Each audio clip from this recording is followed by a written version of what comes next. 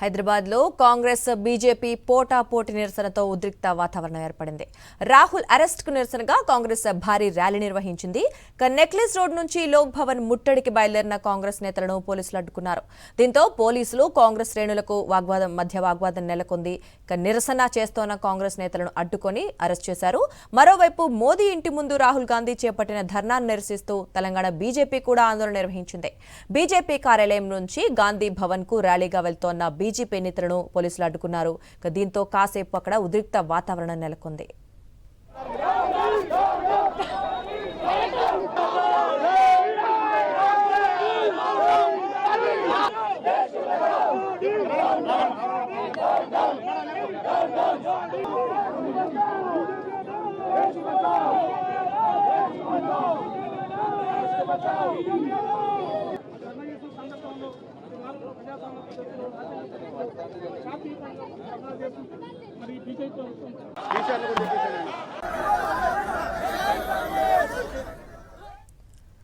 హైదరాబాద్ లో కాంగ్రెస్ బీజేపీ పోటాపోటీ నిరసనలతో ఉద్రిక్త వాతావరణం ఏర్పడింది.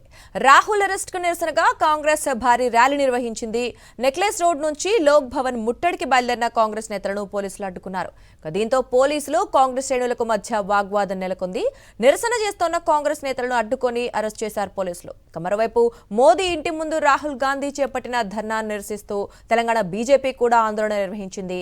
బీజేపీ కార్యాలయం నుంచి గాంధీ భవన్ కు ర్యాలీగా వెళ్తోన్న బీజేపీ నేతలను పోలీసులు అడ్డుకున్నారు. దీంతో కాసేపు ఉద్రిక్త వాతావరణం నెలకొంది.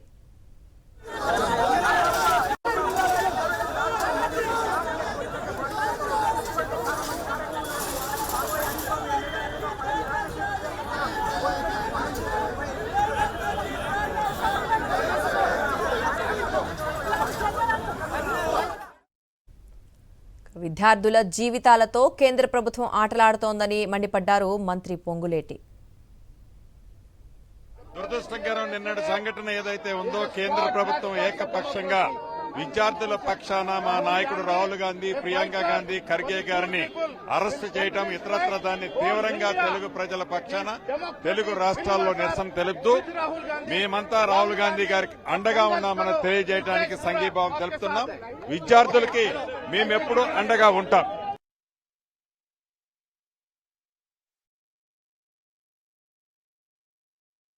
మరోవైపు కాంగ్రెస్ నేతల నిరసనకు Telangana BJP chief Ramachandra Rao counter ఇచ్చారు.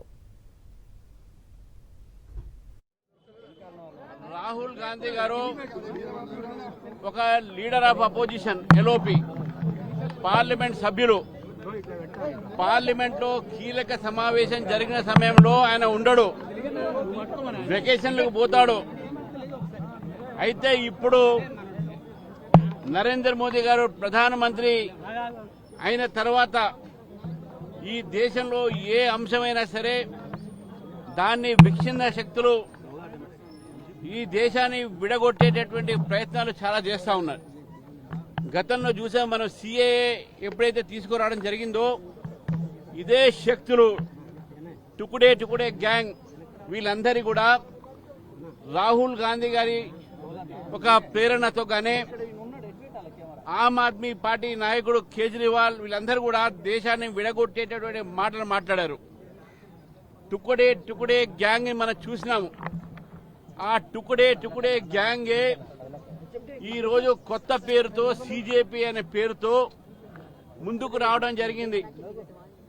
ఆ ప్రదర్శనలో ఎవరు కూడా స్టూడెంట్స్ నీట్ రాసిన వాళ్ళు లేరు. అక్కడ వచ్చిన వాళ్లకు సగం మందికి నీట్ అనేటటువంటి ఏంది అని కూడా తెలియదు.